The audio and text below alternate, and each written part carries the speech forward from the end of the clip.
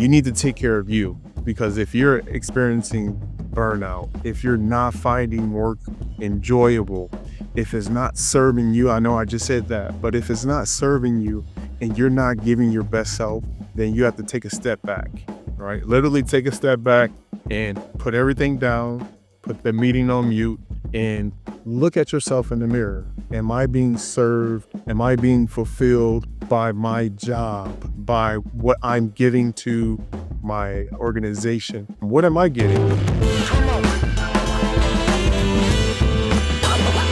Are you burning out? Are you not finding work enjoyable? Are you not finding that work is serving you and what you need it to do for you? Are you giving more than you are receiving? Well, this is for you. And if you feel like you're slowly burning out or quietly cracking, I just looked it up. I was like, you mean slow burnout? Or yeah. If this is you, you might want to listen to this. Let's get into it. All right, so if you are new to the podcast, thank you for tapping in. I'm going to put on my coaching hat today, because when I did some research on ChatGPT to find out what is really going on and what needs to be addressed. If you're a leader, you've been leading teams, you're a high performer, you're a coach, involuntary or voluntary, you need to listen to this. And this is some tough love right now. I'm putting on my personal training coaching hat now. I want to take a pause for a second and talk about your confidence, right? You got the experience, the results, the credibility, but when it comes to putting your voice out there, fear creeps in. Who am I to do this? Does that sound familiar? That's imposter syndrome, and it's keeping you small.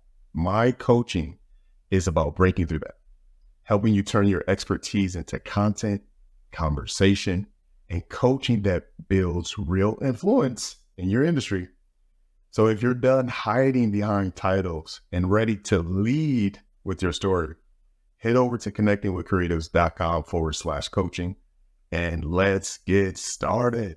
I'll see you soon. You need to take care of you, because if you're experiencing burnout, if you're not finding work enjoyable, if it's not serving you, I know I just said that, but if it's not serving you and you're not giving your best self, then you have to take a step back, right? Literally take a step back and put everything down, put the meeting on mute, and look at yourself in the mirror. Am I being served? Am I being fulfilled by my job, by what I'm giving to my organization? What am I getting? Am I working, 60, 80 hours?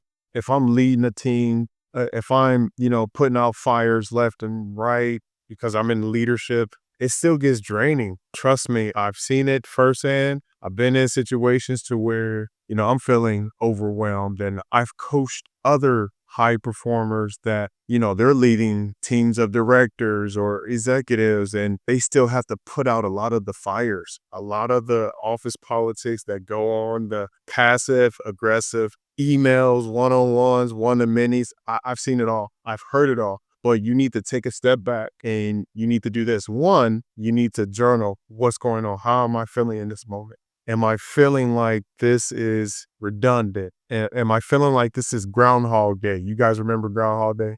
Maybe I'm aging myself, but if you guys remember that movie, it's essentially the same thing happening every day, and nothing different happens. So in this case, you're doing the same thing and you don't feel like you're moving the needle. I'll tell you this, you need to document the process, journal what you're experiencing so you can take note of it. And then once you journal it, take note of it, then you need to take action. How are you going to overcome that feeling that you're feeling in that moment? What are you going to do to put yourself in a better situation mentally, emotionally, right? Even physically. So it starts there, right? It starts from the very first time you wake up with intention. What are you doing in the morning to give yourself some you time? For example, what I did, my routine every day is I'm waking up 3:30 to 4 every day, even on the weekends. This is me. So I get my time with God. And then secondly, I go to the gym, right? Let me serve myself first, God, gym. And then now I'm able to pour into other things after I've tapped into the man upstairs with myself. And then while I'm listening, while I'm working out at the gym, my home gym or the gym, I'm listening to some podcast, an audiobook, something that's gonna serve me before I start to serve others. So I found that when I did that, when I poured into myself first, I was a better leader. I was a better person to the people that were counting on me. And I know you understand what I'm saying. So if you don't have that framework, if you're slowly burning out, you need to document it. Serve yourself first. Move around, get the blood flowing, get those endorphins flowing. And then thirdly, I would say get you a accountability partner. Get you someone that's going to hold your feet to the fire when it comes to serving yourself. Because we're talking about work. We're talking about you finding enjoyment in what you do. You're proven you're a leader, so you performed at the highest level. And now you have to find gaps on how can I find joy in this? What about this is serving me in this season? What about this is not serving me in this season? So take what is serving you and set boundaries around that. If you feel like you love, like maybe it's not hands in the trenches anymore, maybe it's not the day to day, maybe it's the small group coaching. Maybe you enjoy mentoring people that are, taking your place, that you're grooming them for that next position. You've been there, you have your sight on something else. Maybe that is filling, your needs. Maybe that is, you feel that tug in your heart. And I've been doing this for so long. I've been leading people. I've been getting people results. Maybe I want to pour into this. Maybe I want to stop having 100 meetings a day. I have one client. She, a high performer. She's in and out, in and out, in and out, in and out of meetings, and she doesn't find it enjoyable. But she is such a team player. But what I noticed she has done to create that safe place is she's created boundaries. I remember initially when she got the role, it was like 16, 14-hour days. There were deadlines that she had to push the needle, get the project finished, and she would work 14 to 16-hour days, and she was burning out. And so what she did was like I recommended, she set up that framework of her time in the morning for herself, God time, and then she was able to pour into the establishment. But even then, in that, she found that she was able to still create boundaries within that in her role. She's not available when it was time for her to go. Work was over. She had to get to her child, her son. That was it. And so sometimes as leaders, you have to teach other leaders and other people, hey, when you're out because you served, you gave everything while you're there. You need to cut it off. When those hours are over, I get your salary. And see, and that's the thing though. I want to talk about that more, but maybe not on this episode. But we're talking about your salary leader. You're expected to get the job done, but you need to still set boundaries within your role as a leader. And you can let everybody know from the gate, hey, these are my expectations. My family is important. Don't communicate to me until afterwards. I will get back to you in the morning because it can wait. It literally can wait. And I know I'm rambling right now, but I just want to encourage you guys to find ways to note, to jot down, to really be conscious about how you're feeling in the moment.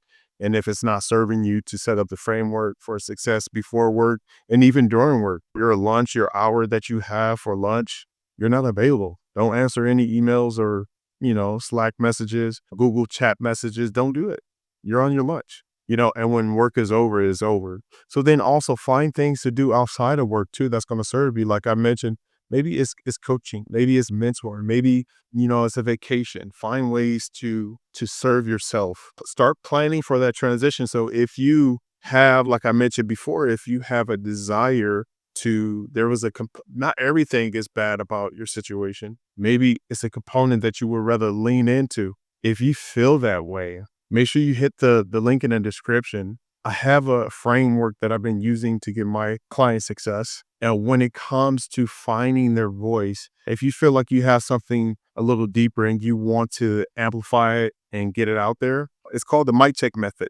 And I have a framework that I've used to get results for my clients, right? And I want to be able to give that to you. So whether you want to coach, whether you want to speak on stage, well, whether you want to be a teacher and create your own community of leaders that are coming up after you, this is a strategy that I have done and it's proven to get results. So if you're interested in working with me one on one, hit the link in the description to apply to see if we're a good fit. Now, if we're not a good fit, it's okay. Maybe down the road we might be, because I have a limited availability. I'm moving and grooving.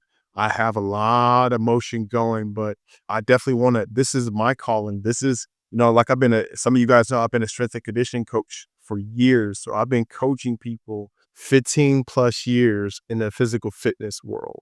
But outside of that, I've been coaching longer. I feel like when I think about it, way back in high school, I was always accessible to people, to high performers, literally people that were older than me. They wouldn't listen to what I had to say. And I just thought like, okay. And I seen that over the years. So that why I knew that coaching was my natural gift.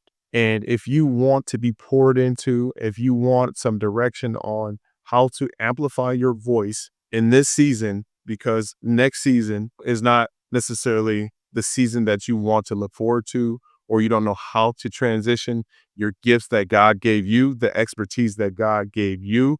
If you don't know how to do that, I am here for you. I am passionate. I want to listen to what you have to say. I want to be able to strategize with you and work on a customized plan to get you the results you want. So if you're interested in that, make sure you hit the link in the description. Also, do me a huge favor. Make sure you like this, download this, share this with 5 family members and friends, and let them know that connecting with creatives is for you. I truly believe that we're all called to create. We are. Everybody has a gift, but some people might need a little coaching when it comes to amplifying their voice, defining how they should put it out there. One last thing, this is going on longer than usual, but I definitely I want to challenge you, because one thing I'm doing to myself and with my family, I'm challenging myself. That's why I'm doing this right now, and I'm committed. And I really want to invest in you, my community, and build it, right? And I'm challenging my family. I'm challenging my family members to create right now. So if you're in my inner circle, if you're my family, I want to hold you accountable to becoming the best version you can. And I honestly believe it's this way. You got to amplify your voice right here. It doesn't have to be pretty. It doesn't have to be fancy. You just need to start. And over time, the iterations of yourself, you're going to become better and better and better over time. If that sounds like you and you want to be around some positive energy that's going to keep it real, but that's also going to help you get the results that you want, man, holla at your boy. All right. I'll see you guys in the next one. Peace.